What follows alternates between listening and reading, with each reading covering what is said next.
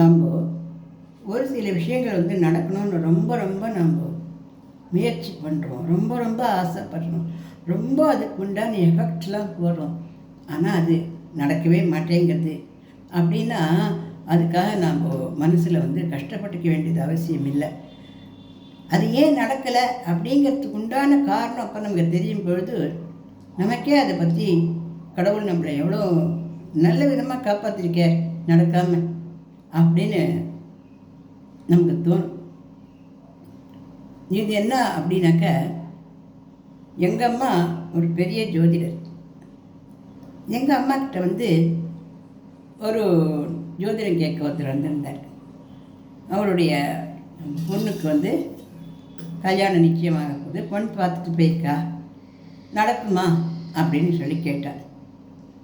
எங்கள் அம்மா நல்லா ஜோசியன்னு சொல்லுவாள், மனசு நோகாதேன்னு சொல்லுவாள், அதே சமயத்தில் உள்ளது உள்ளபடின்னு சொல்லுவாள். அப்படி சொல்லும்போது எங்கள் அம்மா என்ன சொன்னான்னா, இந்த கல்யாணம் எது வரைக்கும் வந்திருக்குது அப்படின்னு கேட்டார். நான் பொண்ணு பார்த்துட்டு போயிருக்கேன், அடுத்த வாரம் நிச்சயதார்த்தம் பண்ணிடலாம் அப்படின்னு சொல்லிட்டு இருக்கா அப்படின்னு சொன்னேன். இதை விட நல்லா வரும் அப்படின்னு சொன்னேன் எங்கள் அம்மா. இல்லை, இதுவே நல்ல பணக்காராவா, ரொம்ப பணக்காரா, நிறைய பணம் இருக்குது, காசு இருக்குது, பையன் நல்லா படிச்சுக்கான், நல்லா டீசெண்டான நல்ல லைஃபு, நாங்கள் ஏழை அப்படிங்கிறதுனாலலாம் இறக்கப்பட்டு பண்ணிக்கலையாம். இந்த பொண்ணு நல்லா பாடுவா, என் பொண்ணு அந்த பாட்டு அந்த இதெல்லாம் அவளுக்கு ரொம்ப பிடிக்குமா, அதனால தான் அந்த பையனே கோவிலில் பார்த்து இந்த பையனை பொண்ணை பண்ணிக்கணும்னு ஆசைப்பட்டு ஒருத்த கல்ல நிற்கிறான், நாங்கள் பண்ணிக்கிறோம் அப்படின்னு சொல்லியிருக்கா அப்படின்னு சொன்னேன். சுபட்ச சீக்கிரம் நல்லா நடக்கட்டுமா அப்படின்னு சொன்னான் எங்கள் அம்மா. அவளை எழுந்து போயிட்டார். அப்போ நான் ரொம்ப சின்ன பொண்ணு, 15-16 வயசு பொண்ணு.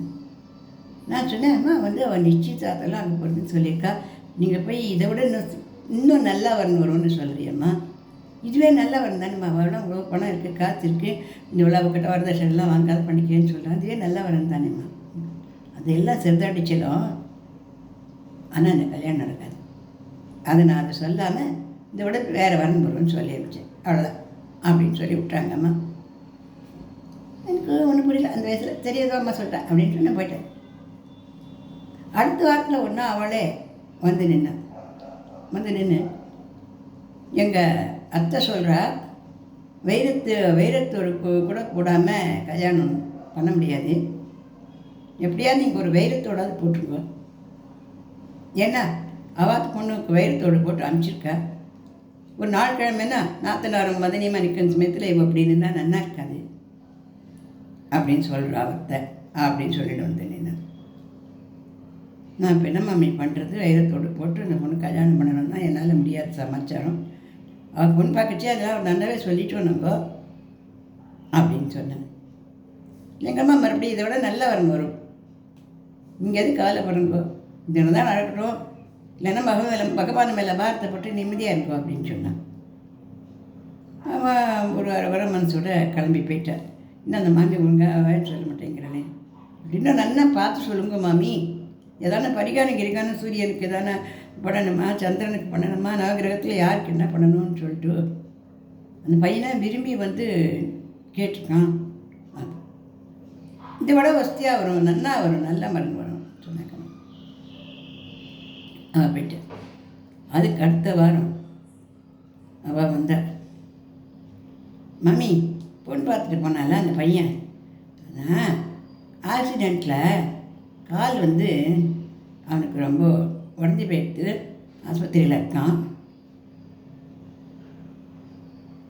அவன் ஆட்டும், உடம்பு தாவலை ஆட்டும், அப்புறம் கல்யாணம் எல்லாம் பண்ணிக்கலாம் அப்படின்னு சொல்லிட்டா அப்படின்னு சொன்னேன். இது நடந்து ஒரு 6 மாதம் ஆச்சு. அவனுக்கு கால் உடஞ்சாது, கொஞ்சம் உடஞ்சிடுத்து, கொஞ்சம் மறுபடியும் பண்ணிக்கினி ஏதோ சரிப்படுத்தி கொஞ்சம் நொண்டி நடக்கிற அளவுக்கு அவன் ஏந்து வந்துட்டான். அப்போ அவள் வைரத்தோடலாம் வேண்டாம் மம்மி, நாங்கள் தான் அப்படி பேராசையாக கேட்டோம், எங்கள் அத்தில் இல்லாத வைரமா திருக்கா, நாங்கள் எங்கள் மாட்டு பொண்ணுக்கு போட்டுக்கிறோம் பண்ணிக்கிறோம் அப்படின்னு வந்தா. இந்த மாமி சொன்ன பொண்ணோட அம்மா, வேண்டாம்மா வேண்டாம், அதோட நல்ல வரணும் எங்களுக்கு கிடைக்கும் அப்படின்னு சொல்லிட்டேன். இப்போது எங்கள் அம்மா அந்த கல்யாணம் ஆகாட்டா நல்லது, இந்த கல்யாணத்தோட பெருசு பெரிய வேறு வரன் வரும் நல்ல வரன் வரும்னு சொல்லிகிட்டே இருக்கிற போது எனக்கு ஒன்றும் புரியல. இந்த சமாச்சாரத்தை அந்த மாமி வந்து கொடுத்து, என் பொண்ணுக்கு எப்போ தான் கல்யாணம் ஆகும் அப்படின்னு கேட்டார். உங்கள் பொண்ணுக்கு இன்னும் 6 மாதத்தில் நல்ல வரன் வந்து நல்லா கல்யாணம் ஆகும், நல்லவராக இருப்பார் அப்படின்ட்டு சொன்னேன். பணம் காசு அதை பற்றி ஒன்று சொன்னேன். அந்த பொண்ணுக்கு நடுத்தர வர்க்கத்து பிள்ளையாக ஒரு நல்ல பிள்ளை வந்தால் நல்லா கல்யாணம் ஆகி நல்லா சௌக்கியமாக அவன் நல்லா வாழ்ந்தாள். இது எதுக்கு நான் வந்து இதில் பதிவு பண்ணுறேன் அவங்கக்கிட்டலாம் சொல்கிறேன் அப்படின்னாக்க, ஒரு சமாச்சாரம் வந்து நம்ம எவ்வளோ முயற்சி பண்ணி அது நடக்கலை அப்படின்ற சமயத்தில் வந்து நாம் கஷ்டப்பட்டுக்க வேண்டாம். அது நடந்தால் எதுவும் நல்லதில்லை, அதெல்லாம் அது நடக்க வேண்டாம் அப்படிங்கிறது பகவானுடைய சித்தமாக இருக்கும். அப்போ தான் எங்கள் அம்மா சொன்னான், இல்லைம்மா இருக்கும் அந்த பையனுக்கும் வந்து ட்ராலி ஆகலை, அந்த பையனுக்கு கால் உடஞ்சி போகிறது அப்படின்னு எனக்கு தெரியாட்டலாம். அந்த பையனுக்கு ஏதோ ஒரு கண்டம் இருக்குங்கிறது எனக்கு தெரிஞ்சுது. கல்யாணம்னு வச்சு அந்த மாதிரிலாம் சொல்லக்கூடாது இல்லையா, அதனால் இதை விட நல்ல வரணும் வரும், வேறு வரன்னு பாருங்கோ அப்படின்னு நான் சொல்லி அனுப்பிச்சேன் அப்படின்னு எங்கள் அம்மா சொன்னேன். இது வந்து கிட்டத்தட்ட ஒரு 50-60 வருஷத்துக்கு முன்னாடி. எனக்கு இப்போ வந்து 70 years ஆக போகிறது. எனக்கு 15-16 வயசு இல்லைன்னா பாருங்கள், அந்த சின்ன வயசில் அப்போத்துலேருந்து எங்கள் அம்மாட்ட ஜோதிடம்லாம் கற்றுண்டு நான் அதில் தேர்ந்து வந்துட்டேன். 20-22 வயசுக்கெலாம் படிப்பு நல்லா படிச்சிருக்கேன். நான் காலேஜெலாம் படிச்சிருக்கேன். அதே சமயத்தில் இதை ஜோதிடத்தில் ஆர்வத்தோடு நல்லா கற்றுக்கிட்டேன். அதுக்கப்புறம் பட்டம் பதவி அதெல்லாம் பரீட்சையெல்லாம் எழுதி அதெல்லாம் நிறைய பண்ணேன்னு வச்சுக்கோங்க.